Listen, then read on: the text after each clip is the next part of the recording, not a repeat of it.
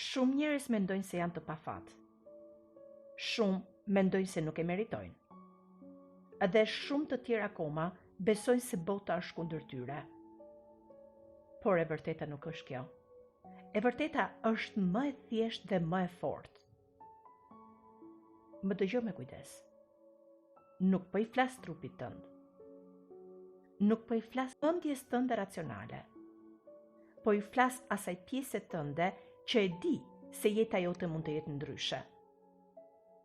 Dhe nëse ke arritur në këtë mesazh, vërtet nuk është rastësi, sepse në ligjin shpirtëror nuk ka rastësi. Jeta jote nuk ndryshon vetëm duke kuptuar më shumë. Ajo ndryshon kur ti vepron në përputhje me ligjin që udhëheq çdo ngjarje të jetës dhe që krijon realitetin tënd.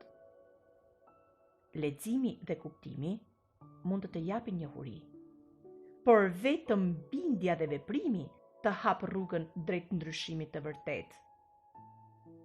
Jeta jote është ndaluar dhe është e bllokuar sepse ti po flet çdo ditë kundër vetes. Ligji nuk gjykon. Ligji nuk ndëshkon.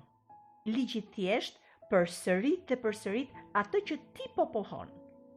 Përsërit atë që ti shpall. Përsërit atë që ti po pranon. Përsërit atë që ti po pret. Nëse deklaron një mungesë, ligji e bën atë të vërtet. Nëse deklaron frikë, ligji e përforcon atë. Nuk është mizëri. Është saktësi, është mënyra se si funksionon ligji. Fjala është urdhër, jo dëshirë. Edhe këtë duhet ta kuptosh një herë për gjithmonë.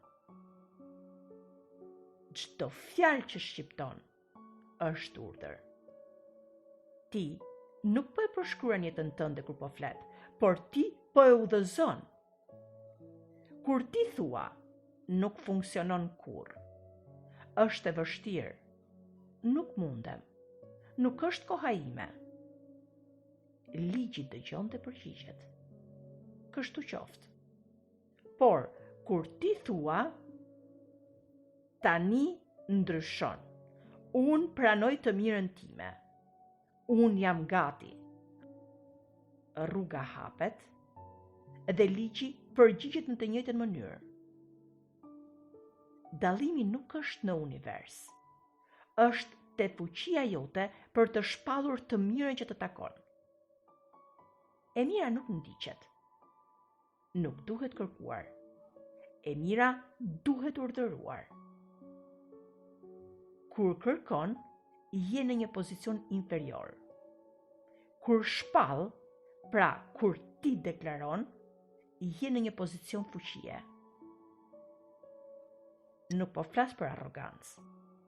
Po flas për përputhje me ligjin hyjnor.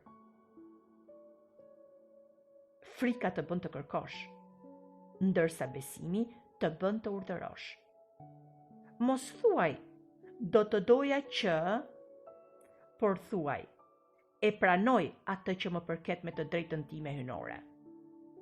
Kjo ndryshon gjithçka. Tani do të jap një udhëzim të qartë, të thjeshtë dhe të fuqishëm. Duhet ta bësh sot, jo nesër. Filloje sot atë hapin e fuqishëm. Hiq nga jeta jote atë që nuk të shërben më.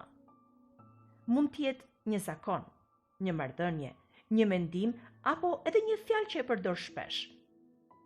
Sepse nuk mund ta marrësh të ren për aq kohë që ti i përmbahesh të vjetrës. Çdo çlirim është një mesazh për këtë ligj hyjnor. Sepse kur ti çlirohesh, ti thua, tashmë kam hapësirë, tashmë jam gati. Edhe ligji hyjnor, ligji i Zotit, përgjigjet menjëherë. Tani, thuaje këtë fjali me zë të qëndrueshëm dhe me zemër të hapur. Sot hap derën për të mirën time. Ajo që është e imja më gjen mua me lehtësi. Mos u përpiq të vizualizosh apo të lutesh pa qenë i vendosur. thjesht shpall me mendje të qartë dhe me vendosmëri. Ligji reagon vetëm ndaj atyre shpalljeve që janë të qarta dhe të drejtuara me qëllim. Mendimet e paqarta nuk funksionojnë. Kur jep drejtim, mendja ndalon së sabotuari vëmendjen.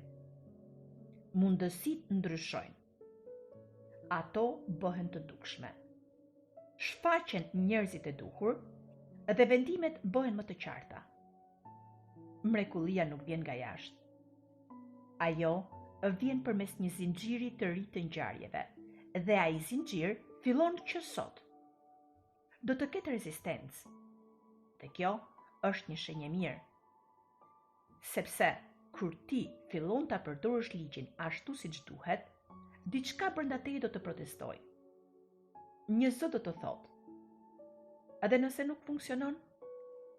Edhe nëse po e mashtron veten? Është më mirë të mos ndryshosh. Por ky zë nuk është intuita.